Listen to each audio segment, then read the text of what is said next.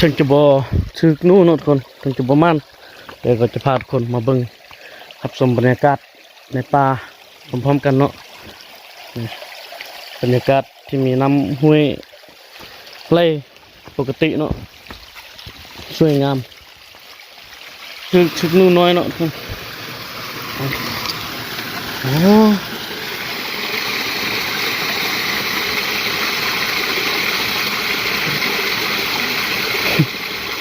ถึกนู่นน้อยทุกคน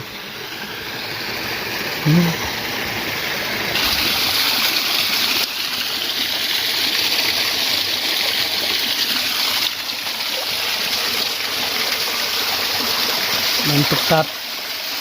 น้อยแต่สวยงามมากทุกคน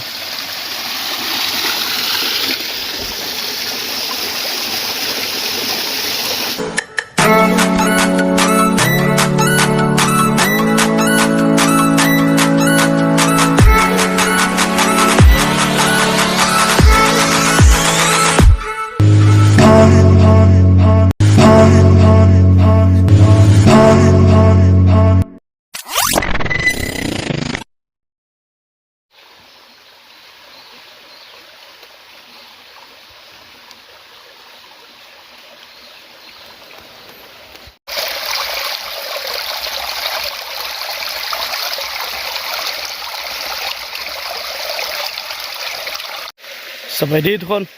วันนี้มาพบกับน้อยเช่นเก่าเช่นเคยเนาะมาพบกับน้อยในวันนี้ก็พาทุกคนมาเลาะลุยป่าคือเก่าเนาะทุกคนพาทุกคนมาเลาะยำกับดักเนาะวันนี้น้อยมาใส่กับดักนู่ไว้เลยพาทุกคนมายำอันนี้ก็เป็นป่าธรรมชาติบ้านเกิดเมืองนอนเนาะทุกคนผมมาเบิ่งนำกันว่าการมายำกับดักในครั้งนี้จะมันหรือบ่เนาะทุกคนกับเบิ่งขับสมพร้อมๆกันเนาะวันนี้น้อยก็มาแต่เช้าๆเนาะทุกคนยังมืดๆอยู่เนาะอยู่แคมป์ห้วย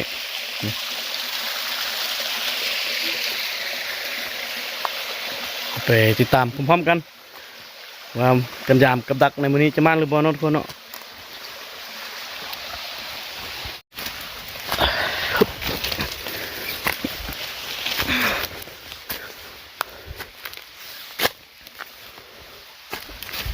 ประมาณโอ้มืดอยู่ทุกคนเปิดไฟกัน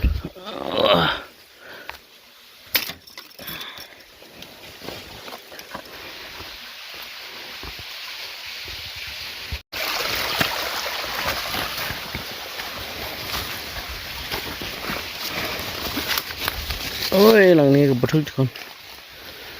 บุมีนู่นหรือเปล่าจะมีคนมาห้ามหมดแล้วเนาะทุกคนบันทึก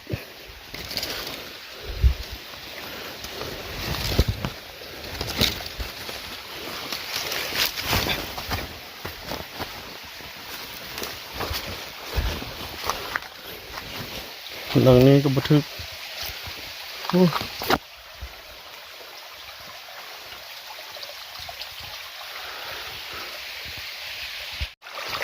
ถึงจะบ่ถึกนู่นเนาะทุกคนถึงจะบ่มันเดี๋ยวก็จะพาทุกคนมาเบิ่งรับชมบรรยากาศในป่าพร้อมๆกันเนาะบรรยากาศที่มีน้ำห้วยไหล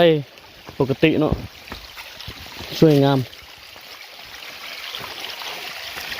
น้ำห้วยนี่จะไหลทุกๆปีเลยเนาะทุกคน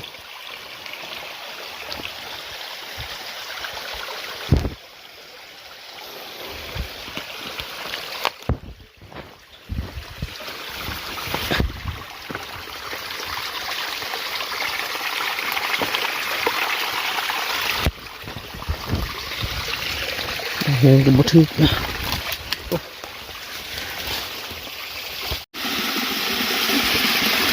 น้ำตกตั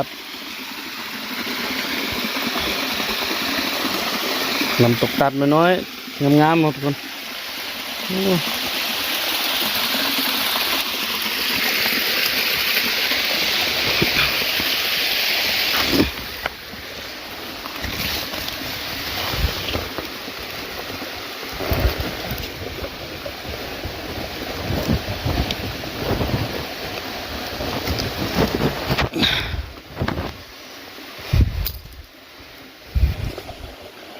บุมีนู่นบ่เดี๋ยวผมบันทึกว่าแคมห้วยนะ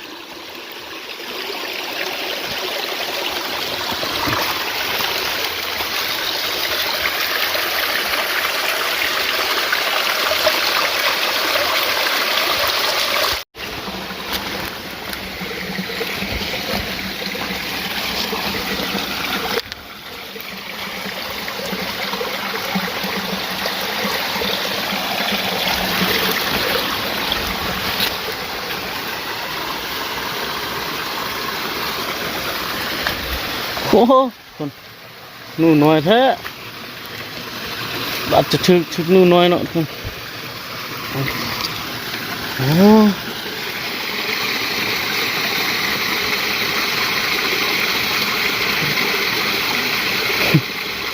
ถึกนู่นน้อยคนเดี๋ยวมาแล้วหนึ่งตัวนู่นน้อยเนาะคนทางเคียงขนาดเป็นนู่นน้อยเนาะ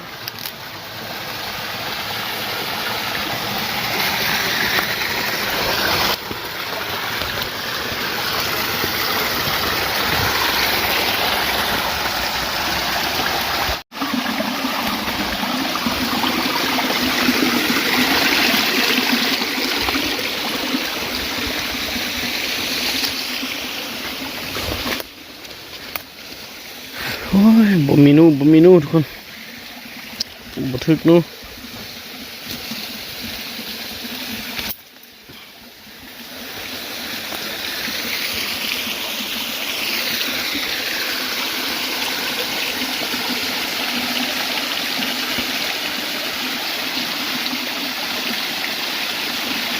บรรยากาศในป่าเสียดายบ่มีนู่เนาะทุกคนเสียดายอย่างเดียวบ่มีนู่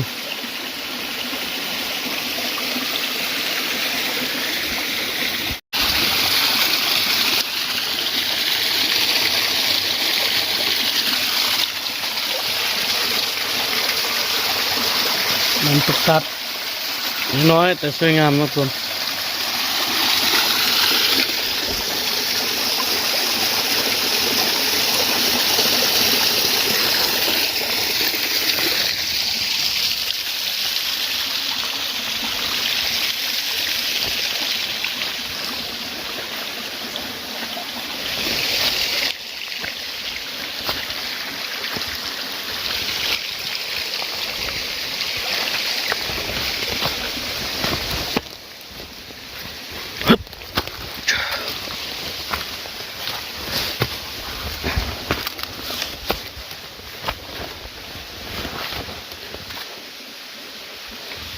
โอ้ตัดสูงขนาดทุกคนแต่ห้วยนี้บ่มีน้ำแล้วเนาะทุกคนน้ำตกตัดที่สูงที่สุดเนาะเสียดายบ่มีน้ำเนาะ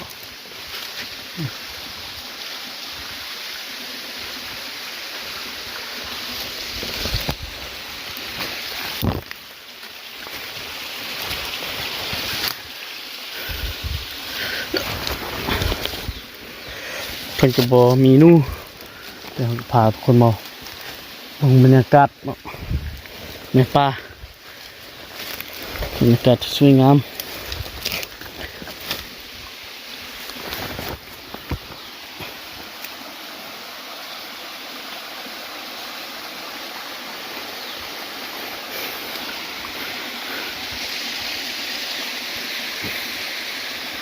เป็นภาพที่หาบางอย่างเนาะทุกคนโอ้สวยงามขนาดน้ำตกตาดอันนี้มันมีน้ำแล้วเนาะทุกคนตอนนี้เขาขึ้นมาฮอดกลางแล้วเนาะ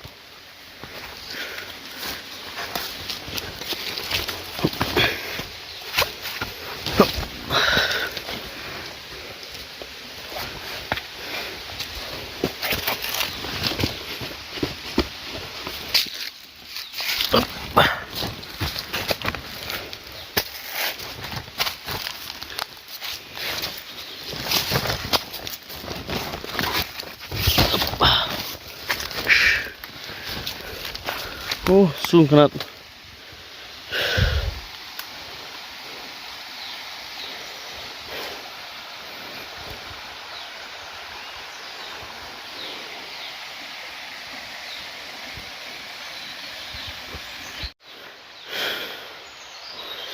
เสียงนำลำธาร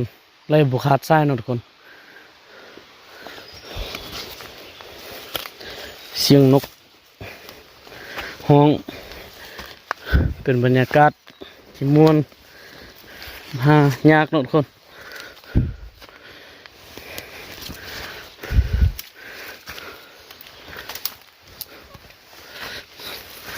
ตอนนี้หอกออกมาจากลำธารเนาะ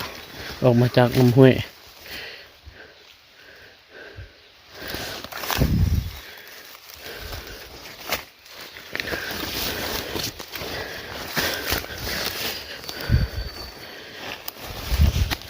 ใส่กับตูนไว้เนาะทุกคนมายามเบิ่งประมาณหรือบ่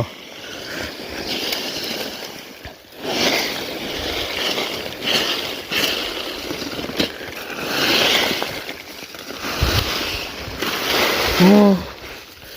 หมดไข่ใส่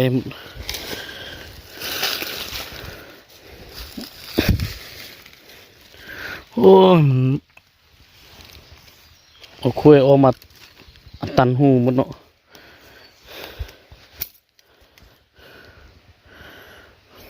จะหลักเติบทุกคน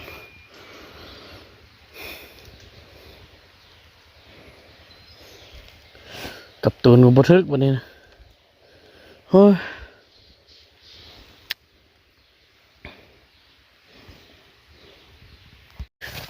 ทุกคน หลังนี้มันกัดจนเฮียนหมดเนาะโบราณ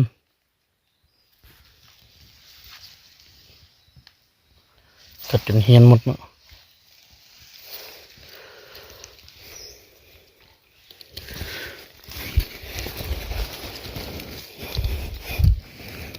โบราณทุกคนตอนนี้ก็ยามกับดักมาก็หมดแล้วเนาะทุกคนถือว่าการยามกับดักในครั้งนี้ก็ประมาณเนาะทุกคนแถวนี้น่าจะเป็นที่เจ้าหากินไล่แล้วเนาะนกนูก็บ่ค่อยมีไล่แล้วใส่กับดักบ่ทึกเนาะทุกคนจะคลิปต่อไปเราพาทุกคนไปใส่บนอื่นเนาะใส่บนมือน่าจะมันเนาะแต่การพยายามกับดักในครั้งนี้ถือว่าบ่มันเนาะทุกคน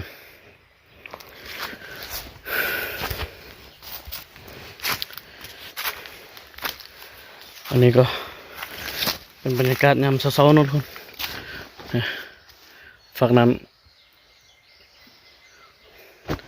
ตะเวน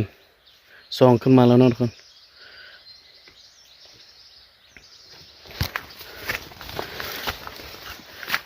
พอมาคลิปนี้ก็อย่าลืมกดไลค์กดแชร์นะทุกคนเนาะถึงว่าบ่ได้นู่แต่ก็พาทุกคนมาเบิ่งบรรยากาศในป่าในห้วยในห้องบ้านเกิดเมืองนอนเนาะดังนั้นก็อย่าลืมกดไลค์กดแชร์เนาะแล้วก็อย่าลืมติดตามคลิปต่อไปเนาะทุกคนบ๊ายบายก่อนโอ้มกอกแม่นตัวน้อยใหญ่ๆเนาะทุกคนมากอกโอ้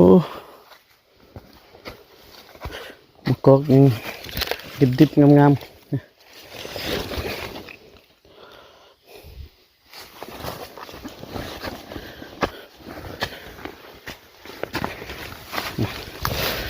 โอ้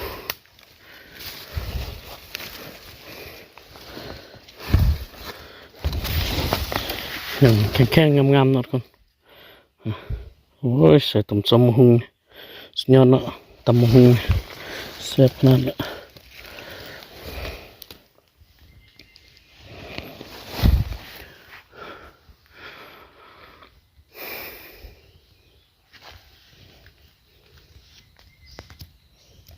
กอกมากอก